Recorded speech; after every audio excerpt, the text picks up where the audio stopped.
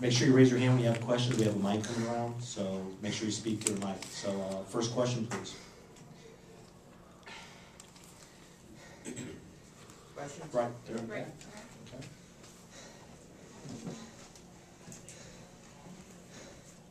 Matt, you rarely show a lot of emotion usually after a match, but you were obviously very excited about this one. What does title number 2 feel to you? I mean, it feels just as good as title number 1. Better.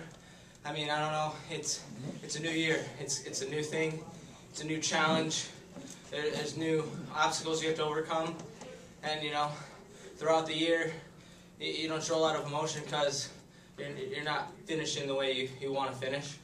You know, you're not wrestling the perfect match, so you're not completely satisfied. And, you know, I still didn't wrestle a perfect match, but that's where you want to be in the end. So, you know, you gotta get a little bit of emotion with that when you finally reach your goal. Matt, he was so flexible. That really made it hard to finish shots. I mean, what was the key there? What did you do to get that second one after you fought off that one, that extended one in the first period, and then when you got the one, what did you do? What did you change up? You get it on the leg, and your mind says, "Man, he's flexible, he's strong," but your heart says, "I'm not coming away with no takedown. I'm not getting a stalemate.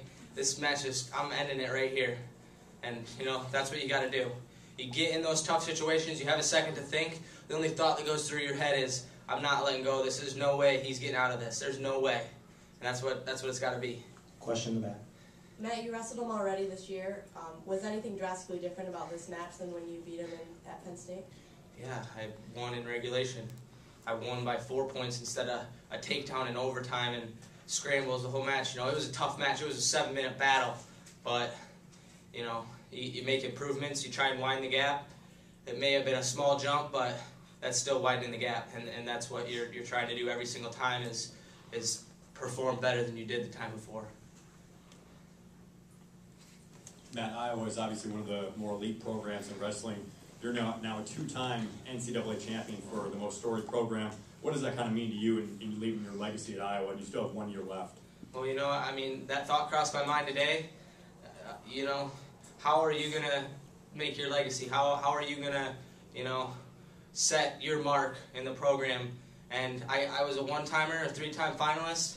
You know, that's good, but I want to be in that group that, you know, keeps getting smaller and smaller. And that 3-time NCAA champion group is even smaller. Just like I said my freshman year, moving on to the next thing. It's not over yet. I'm not done yet. I still got a year left to go, and moving forward right from right now on. In front. Matt, how much better are you now as a wrestler than the first time you won this tournament? And how come you have to continue to improve to stay on top? Well, according to Dan Gable standards, if you want to win it the next year, you gotta get 3 times as good as you are, because everyone else is getting twice as good. So 2 years, 3 times, and 3 times better than that. That's 9 times better, I hope. 9 times better than I was my freshman year. 3 times better than I was last year. 3 times better next year. Right here. Making 25, that's not something, you know, you start doing, you know, you wrestled 30 in high school. 25 isn't something you start doing, you know, 2 months out. This is a year-long thing. Can you talk a little bit about the lifestyle it takes to be a 25-pounder? Well, I mean, regardless of the weight, the sport of wrestling is a lifestyle like no other sport. You have to live it, eat it, breathe it, sleep it. Every single aspect of your life has to include wrestling. And, you know, after my redshirt year, I realized what I wanted, and that was to be the very best. And I thought that would be going to 25, not because I'll get in the lineup, but because that's where I thought I would wrestle the best. I would be the most competitive, and, you know, I could improve myself the most. And, I mean, you gotta be restrictive in your eating. You gotta work on your studies right. You gotta live your life right. You gotta think wrestling all the time. I mean, it's your life, you know.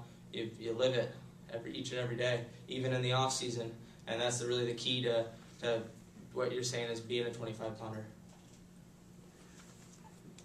Any more questions? No? Okay.